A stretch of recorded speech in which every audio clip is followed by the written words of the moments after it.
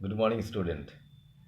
Please take your history book and remember this particular chapter, lesson 4, chapter 4 or lesson 4 is the same.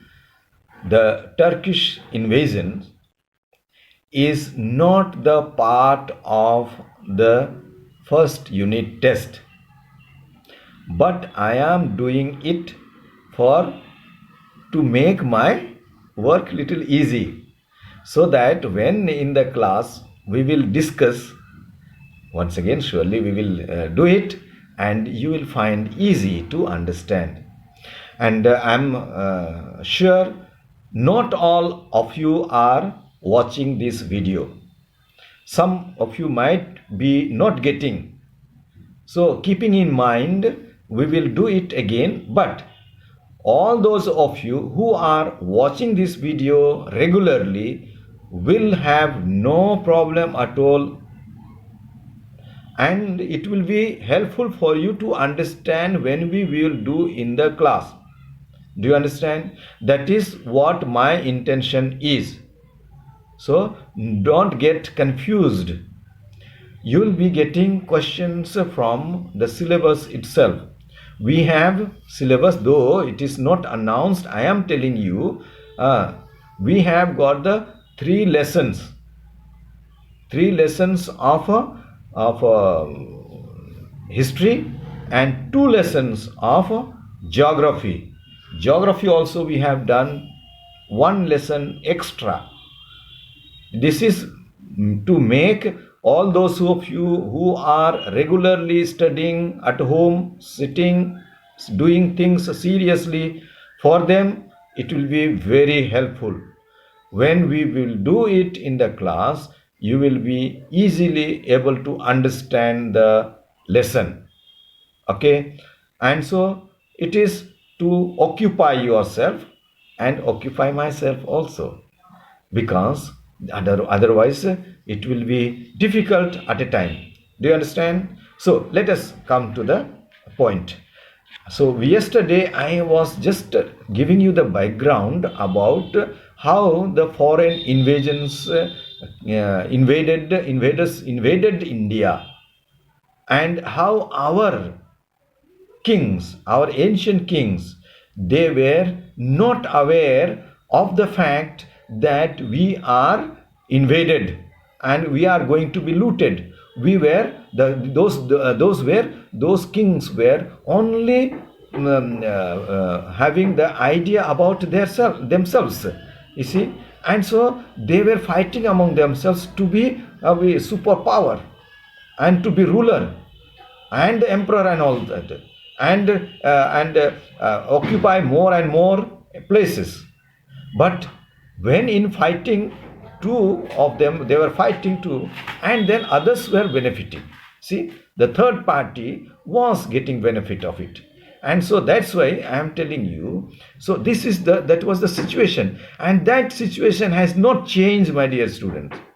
That situation is still prevailing among our leaders.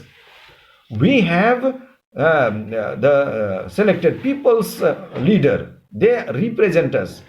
But then see the mistake that there.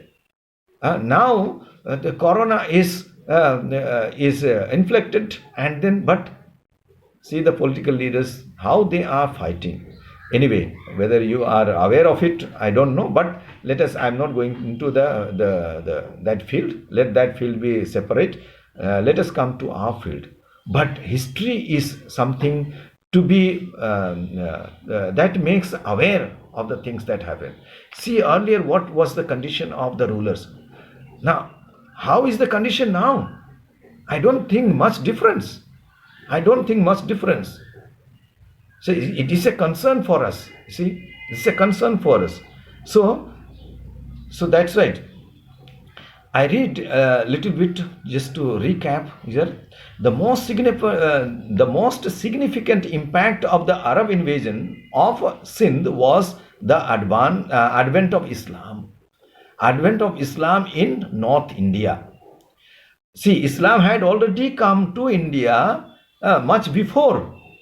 the advent of the Ghazni and all, through the traders. But as a ruler, not as a ruler. Surely not. As a ruler, India was having no Muslim rulers. By the 10th century, only by the 10th century, the Turk had become powerful. Turks had people of rulers of Turkey were powerful enough to wield power over Central and Southeast Asia, and so they also conquered Persia. In India, the significant among the Rajputs made it opportune. So in fighting, not significant, in fighting among themselves, Rajput made this possible for the Turks to come to invade India. Do you understand this fact?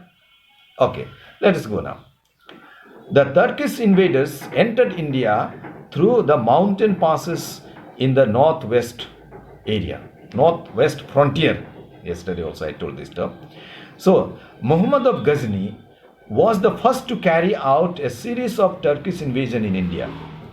Who was who had in the northwestern frontier, who was the first one? Muhammad bin Qasim. Now, after that, Muhammad Ghazni comes. Mahmud of Ghazni was the first to carry out a series of Turkish invasion in India. He was one of the most outstanding Turkish soldiers and took over as a ruler of Ghazni in 971 CE. So this Mahmud was of Ghazni was the soldiers, strong soldier, and so I was a brave soldier, and so later he established himself as a ruler. In 971, he established a huge empire, and to maintain it, he had no money. He had no money, so he needed his coffers to be built. Coffers. What is this coffers? Coffers is the money that an organization has in its bank account, and so which avails it to spend. He had no money in his treasury. That means in his treasury he had no money. How to maintain the vast empire? So he needed money, and he had heard about the wealth of India. So he raided India for the first time in 1000 CE. And after that, it is believed he invaded India 17 times, more than 17 times. Okay, more than 17 times he raided India in different parts of North India. In 1001 CE, he attacked Punjab and some important cities of Ujjain, Gwalior, Kalinga, Kanauj, and Delhi. See, all this area, North India till Kalinga. Where is Kalinga? I will not tell you. Where is Kalinga? Is a question. Please answer me. Some of you have managed to answer. Divide and rule, no? Yesterday's, yes. And other questions. Today's question is, where is Kalinga? Which part of India is Kalinga? He had also plundered the North Indian temples of Mathura and Kanauj. He also attacked and raided rich cities and temple towns like Nagarkot in South India, Nagarkot, Multan, Alwar, Alwar is, till now it is Alwar only, Taneshwar. Mathura also is present name only, and Somnath.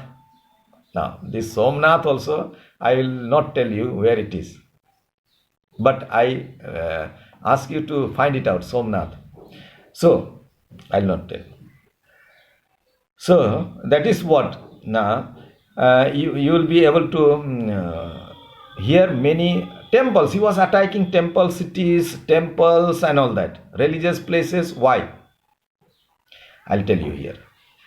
Because in ancient time, temples were the center of whole society, or the village, or the city. Temples and the religious places. Religious places means temples. Those days, surely, where only that was the main place of the society as well as the city or the town. Anything, for example, they had public meeting. If they have religious functions, surely in the temple. Political functions, meetings, and all that, they will gather in the temple court or temple courtyard. Then any impartment of any information, temple. They will ask, come to the temple area. Or there used to be a court, big place, gathering place, big courtyard, where people used to sit and have the meetings. And remember, always only the male members used to go for the meeting, not the females, or the ladies were not allowed either. So that was the fact earlier. So temple area. And if it was so, see, all the treasuries were the temples. Remember, not 5 years, more than 5 years now, it is this one, temple of Jagannath temple of Odisha, they were repairing. Okay, when they were repairing in one part of the temple, they were repairing, and then till today they are repairing. You might have seen the present day temple. You see, they have put the bamboos and all that for repair it is. And so one part of the temple they were repairing, and then when mason was removing some cement, old cements, scratching out, then he found something shining, and it was the gold brick, and it was kept there. It is believed that, and it was the fact that all the gold ornaments and the old gold was treasured under the temple.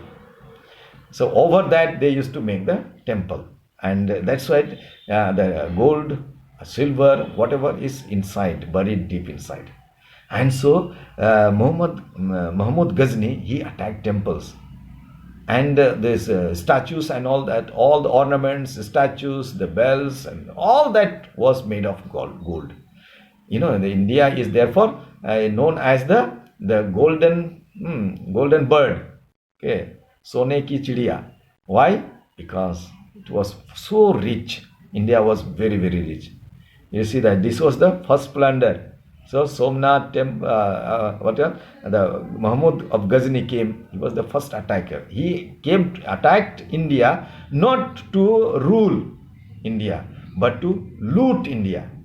Not to rule India, but to loot India. Remember that. And so that was the intention. What was his main focus? Gather more money and build his empire. Run his empire. He had no money there. Okay, and India had plenty. So he will. The invasion of Somnath temple in Gujarat in 1025 CE yielded immense wealth, precious stones, and jewelry for Mahmud of Ghazni. Mahmud Ghazni. About 6.5 tons of gold and the sandalwood gateways were taken away from the temple. What is this gateway? Big arch. Have you seen the gateway of India? Where it is? Gateway of India. Remember, there are 2 gates in India. What are they?